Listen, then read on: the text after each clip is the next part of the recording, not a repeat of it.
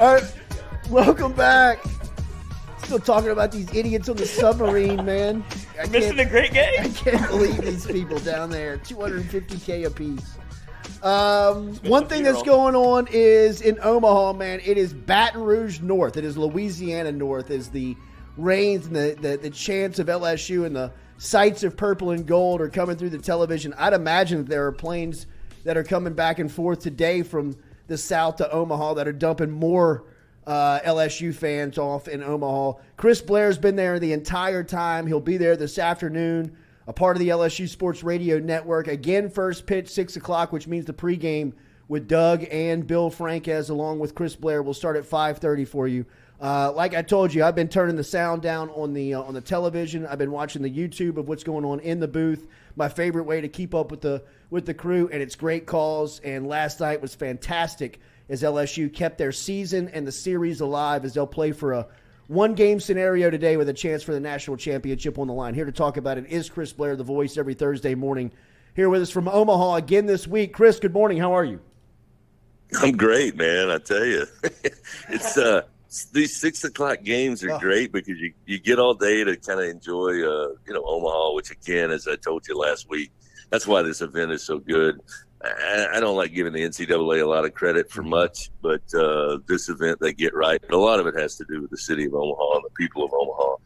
But I got to tell you, 6 o'clock, get out of the stadium around 11:30, and then you got to make your way at least most of the nights that Tigers have played through about 1,000 Tiger fans in the lobby here at the team hotel. And then there's just no way you can come up to the room at 11:30 and turn off the lights and go to sleep. I mean, suddenly you're just sitting here going, I cannot believe we're playing again. I cannot believe the performance of the team, the performance of some of the guys who, they're talented. They would be wearing purple and gold, but they just maybe haven't had those big moments. But when they need it the most, I mean, this team has found some unlikely heroes, and so again, it's a lot of late nights and early mornings. But thank goodness we're playing again on Thursday. Yeah, I heard Chris Budden on a interview yesterday. She was on Sirius XM 84 with the college crew, and she said they were like, "So how long have you been there?" And she was like, 9 days. They were like, "So what's getting old?" She was like, "The LSU fans in my hotel. They will not let me go to sleep. They're chanting at the bar all night and day. They're everywhere." And it is, Chris. It's amazing to see it on television, the LSU fans everywhere. All right, take me to last night, man, because you mentioned it. Last night it was Griffin Herring. 2 nights ago it was Nate Ackenhausen. This pitching staff has been ridiculed all season long, especially since they went through some midseason injuries and adversity. And look, reading through the lines and following the press conferences, these guys never really lost confidence. I think they just had to adjust to the new arms and the guys not being there. What have you made of this staff and the way that they performed here on the biggest stage? How about that Tiger bullpen, huh? I'm telling you, man. It's different than obviously what we were saying a month ago. And as you pointed out, really a lot of this season. But one of the things that it's interesting to me is that, Jay Johnson, tough loss 3-2 to Wake Forest, a very talented team as we've all seen so far in their play up here. But Jay Johnson immediately after the game says, "Hey, this has been done before. LSU's done this before. This path isn't easy, but I've done it before with Arizona, so it's possible." And if you think positively, positive things will happen. I think that's truly the makeup of Jay Johnson, and the biggest part of that is he has confidence in these guys. I mean, he's around them, and I'm not going to lie. We got to the ballpark against Tennessee on Tuesday, and it's like, all right, let's take a look at the arms available. Let's compare it to what we're going to see from Tennessee, what they have available. And Nate Ackenhausen making his first start as a Tiger in the College World Series in an elimination game. Mm-hmm. And he's the first LSU pitcher to make their first start in Omaha. And you're looking at Drew Beam for Tennessee, and you're like, well, this is typically their Game 3 starter. This is the role he has held all season. And he was dynamic for Tennessee against Southern Miss in that Super Regional on the road.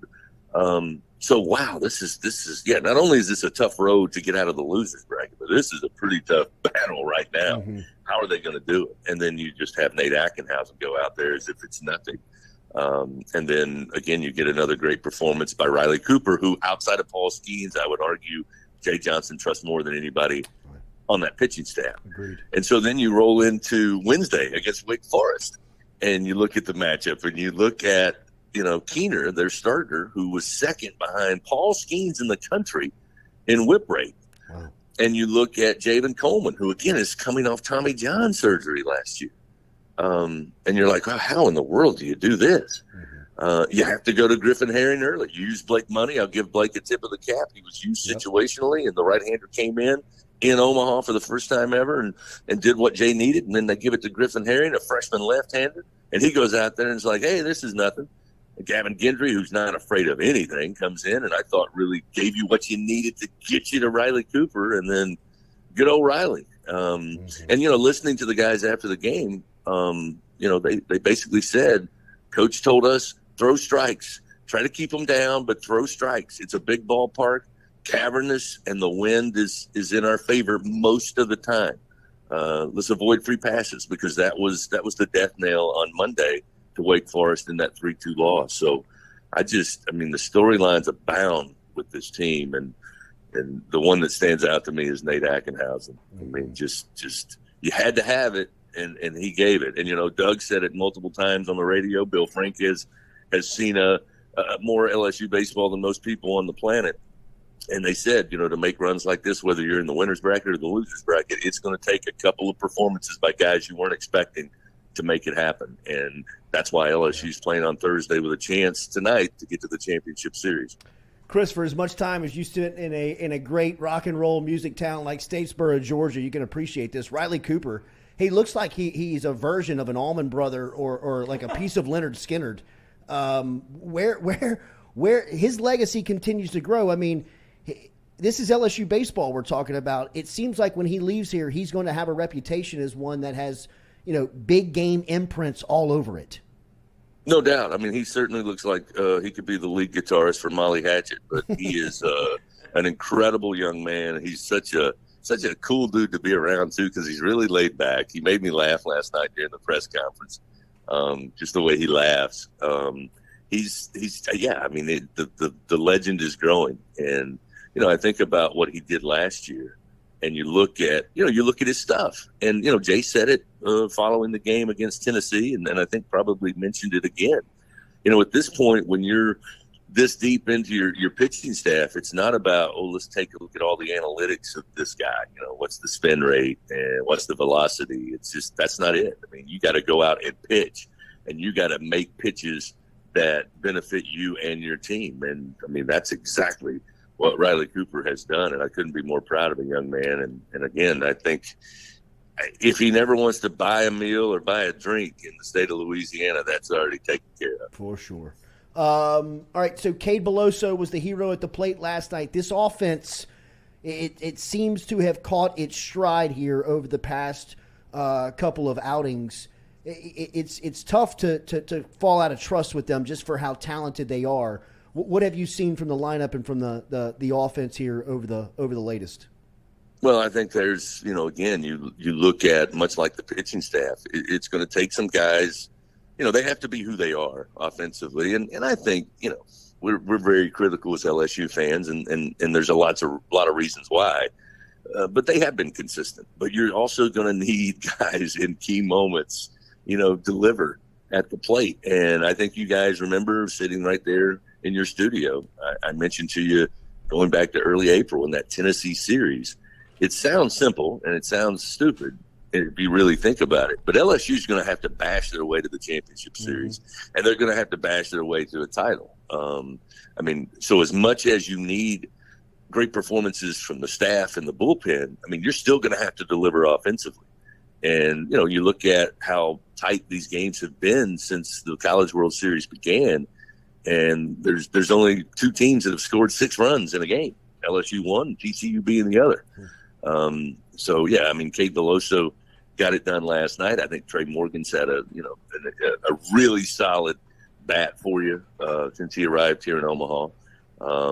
Dylan Cruz is Dylan Cruz. And, I think Tommy White is always a threat. We know that when he comes to the plate.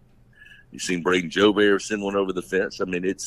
it's going to have to continue. I think LSU is it's not in their advantage to be in one-run ball games, whether they're leading by a run or down a run. I think they've got to give themselves some cushion in every game that's remaining, should they be able to make it to the weekend. One of the calls that you may look back if they're able to close this thing out that could be one of those, just one of those little movements, one of those little pieces of strategy that you look back on is putting Milazzo in the last two nights. I think he saved 2 runs in that Tennessee game late, and then last night he had a couple of hits as well where he's really been a nice just little tinker here late in the season. What have you made of that move? Yeah, I think that is a very key point. And I want to be clear, when we got to the park and were given the starting lineup, Jay was immediately asked, what about Travinsky? He's not in the lineup, and he just simply said he's hurt. That's what he said. Now, I can tell you, watching him, in the first couple of games here in Omaha, the swing didn't look the same. Mm-hmm. And if you remember, he took a shot in the ribs or in the side in the Super Regional, and I think he was just trying to gut it out. So that's number one. But number two, to your point, I mean, the strike zone has been, I hate to be one that just jumps on umpires, but I mean, everybody's talked about it. I mean, everybody has said, ESPN, they're the one broadcasting. They have a deal with NCAA. I'll give them a little bit of credit because they basically said on Monday night that strike zone was laughable. Mm-hmm. And I also think that Wake Forest in that Monday night game had a solid catcher who was doing a pretty good job of framing pitches. And I don't think anybody does that better than Alex Milazzo. So, I think a couple of reasons. One, anytime somebody gets a board for the opponent, how many times last night did Griffin Herring find a way to get traffic on base and just avoid giving up the runs, with runners getting to second, runners getting to third. And so to have Milazzo back there, Wake Forest is a team that doesn't steal a lot, but they'd only been caught stealing twice all season. And, they weren't able to take advantage of that with Milazzo. So I think framing the pitches, helping the umpires out a little bit, and just knowing Wake Forest and any other team knowing that, we're going to have a giant window of opportunity to try to run on Alex is another big factor. So it has been key. There's no question. All right, it's Paul Skeens Day, right? I mean, when Paul Skeens gets the ball, LSU baseball has been the best team in the country, undoubtedly, every time he's on the mound. Do you feel that way with something that we have not seen? We have not seen him on short days rest. If he does go, I know it's not official yet, and we're kind of waiting a word, but, there's an NCAA graphic promoting it already, and everybody around the game is really talking and expecting to see him. What do you expect from him if he goes tonight on his not 5-day rest? I think you said it best. They are the best team in the country when he's on the bump, and it's not going to be long from now. He's going to be making some serious money pitching professionally, and I think if you look at the way things could possibly line up, and I emphasize could, you can see Paul Skeens 2 more times here in Omaha, and It's not out of the realm of possibility if you're a pro pitcher that you get 3 and 4 days off. I think Paul's aware of that. I think it would be a big boost to the team. He knows that. Jay knows that. But more importantly, I think Paul Skeens says, I can do this. I've prepared for this. I prepared my body. I prepared my mind. So, again, I don't have any inside information. Yeah. The team was well under their curfew when I got back to the hotel. But, I think Kyle Peterson, who I consider – along with Ben McDonald, 2 of the best, that understand everything about the college baseball game. He said it. He said, Wake Forest is the best team overall right now in Omaha. But when Paul Skeens is on the mound, and if he gets on the mound Thursday, no question, LSU is the best team on the field. Some of the things that they have said, Chris, on television about Skeens has been like Kyle Peterson in the first start against Tennessee in the pregame leading up said he had no problem putting Skeens on a plane and putting him in the Boston-New York series and making him a starter on Sunday Night Baseball, today. They have said numerous times when he does get drafted, they expect him to see him in up this season. I mean, and not as a guy coming out of the pen, as like a frontline starter. So, to hear those guys speaking of what LSU is trotting out there every seventh day, and now here every fifth day with if he goes tonight, it truly is unfair. I mean, it feels unfair. Yeah, there's no question. I mean, I don't have the knowledge or the experience that Kyle has, or even Big Ben has. Mm-hmm. But yeah, when they say it, then these guys could literally put him in a uniform tomorrow, and he'd be playing on primetime Major League Baseball and doing things, as I heard Peterson say, that only a handful of guys are doing right now, right, from a velocity standpoint. From just his ability to command 3 to 4 pitches for such an extended long period of time in a given game. I mean, there's only a handful of guys on the planet that can do what he does. And a funny story, we're coming back late last night after the game.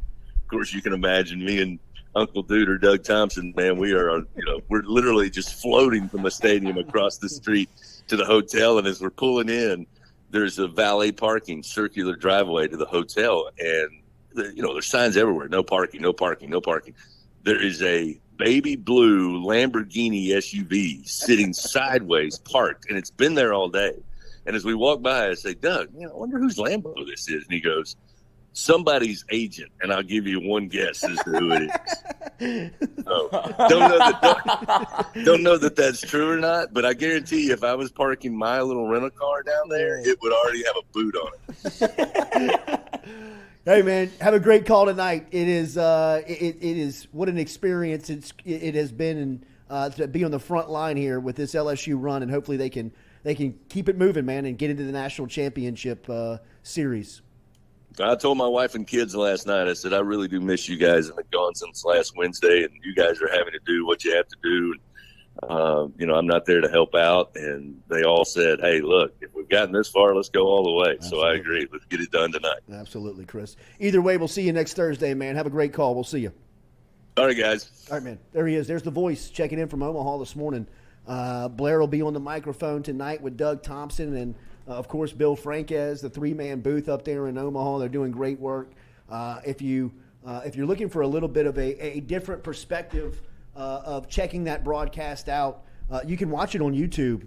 Chris does a good job of kind of giving you a little behind the scenes of what it looks like, sounds like, and feels like inside the booth with the crew. And you also get the call, right? You get those guys on the call, and I've been turning the sound of the television down and just kind of pausing the television and letting the radio broadcast catch up to the timing, and then hitting play, and it's a really enjoyable way to watch the game.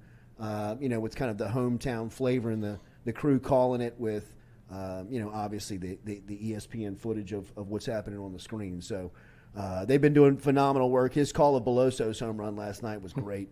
So if you'd like, check that out. Appreciate him for stopping by every Thursday here.